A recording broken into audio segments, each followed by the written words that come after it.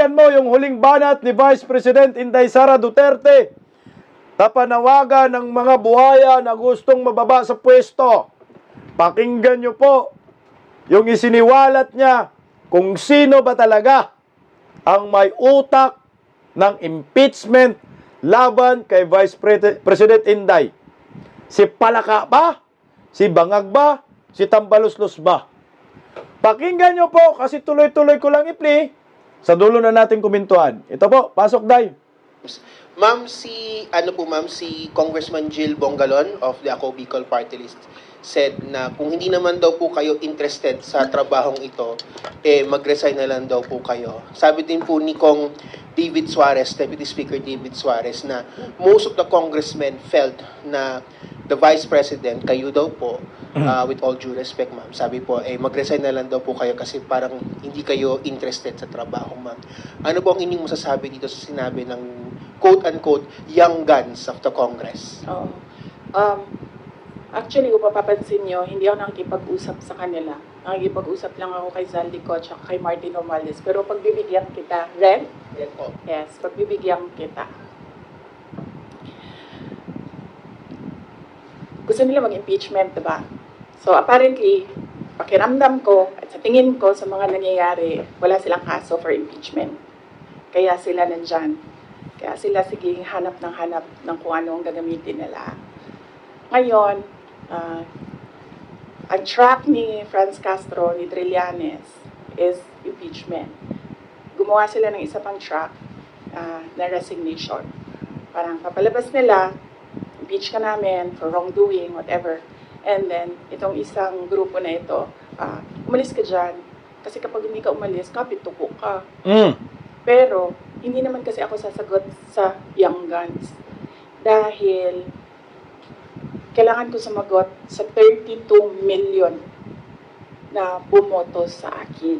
Hindi sa isa or dalawa na tao. Kaya, hindi ako aalis dito. Dahil nilagay ako ng mga tao dito, believing that I will work for the country. And that is what we did. We worked. Kasi kagabi lang may sinabi si former Senator Trillanes ng impeachment. Sino ba sa tingin mo ang talagang nasa likod nitong ugong-ugong? Kasi kami, we always ask the Congress. Ang lagi nilang sinasabi kung meron mang impeachment, naririnig nila sa'yo daw po. So sorry, we have to ask you again.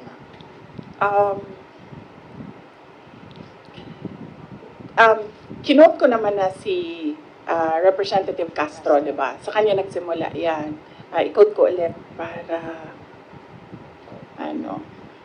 the impeachment is especially on the misuse of public funds and technical malversation and violating the 1987 Constitution because a government official is bound to follow the Constitution. So last year pa lang, meron na siyang grounds for impeachment.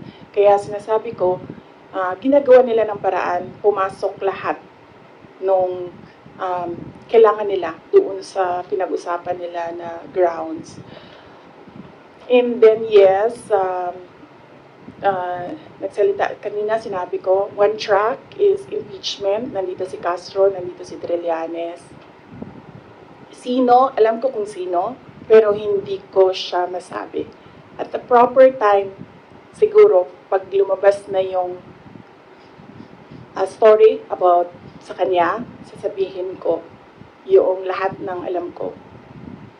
Pero hindi pa kasi lumalabas dito sa hearing yung pangalan niya eh. So, pag merong nagsalita dyan about sa kanya, sasagutin ko, sasabihin ko kung sino.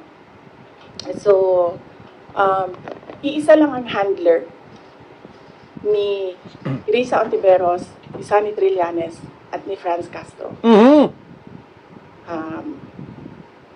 Although si Franz, parang, I think she's serving two masters. Hindi siya direct doon sa isa. Hindi siya sa isa. Isa lang ang handler nilang tatlo. So meron kayong, yung hinihintay nyo na kwento, may na-expect kayo doon na kwento sa good government? Teka lang ha. Stop muna tayo doon.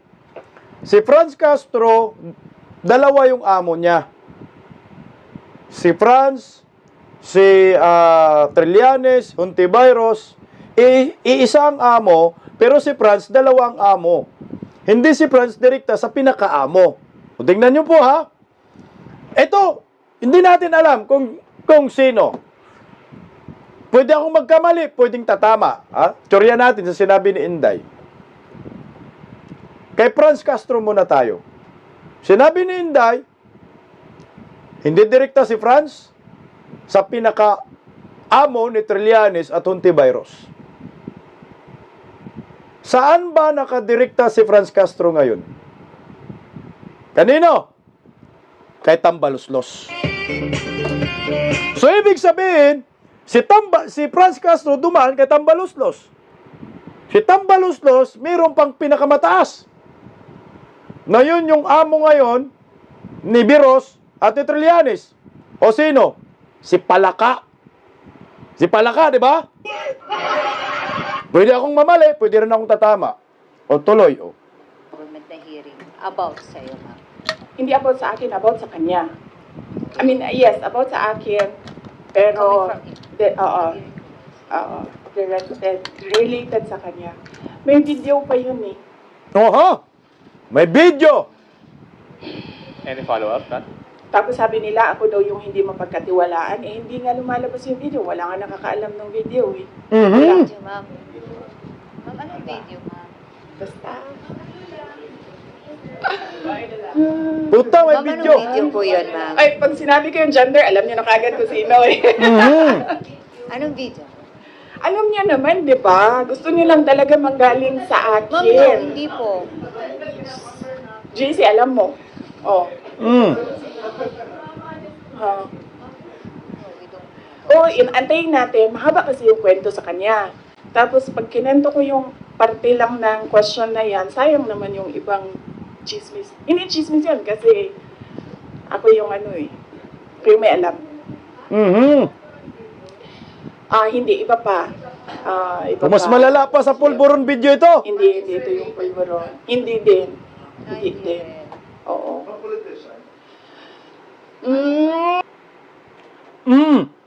Okay. Alam mo, ang bilis basahin. Ito ha.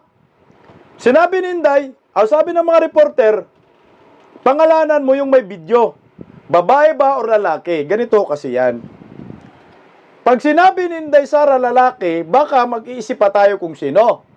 Pwedeng si Tambaloslos, pwedeng si Kurakot, pwede si Bangag. Tama ba? Kung sasabihin, pag sinabi ni Inday yung video, lalaki, maguguluhan pa tayo. Pero pag sinabi ni Inday babae, putang inaalam na natin si Palaka.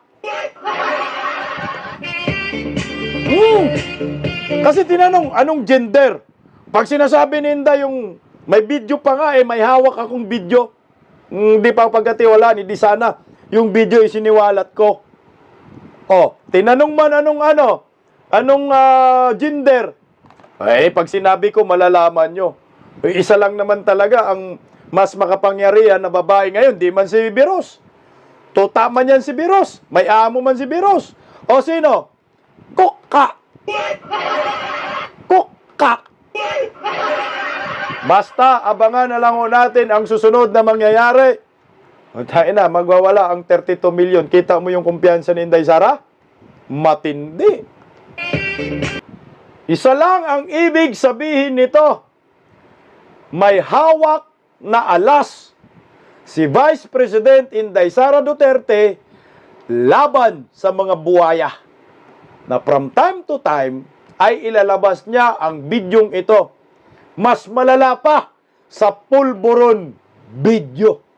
Di ba kaya talagang nabuksan ni Vice President Inday Sara Duterte ang USB ni Cathy Binag na dati na sinabi na mayroong USB hawak si Inday pero itinanggi ni Inday na binuksan niya at tinapon lang daw niya.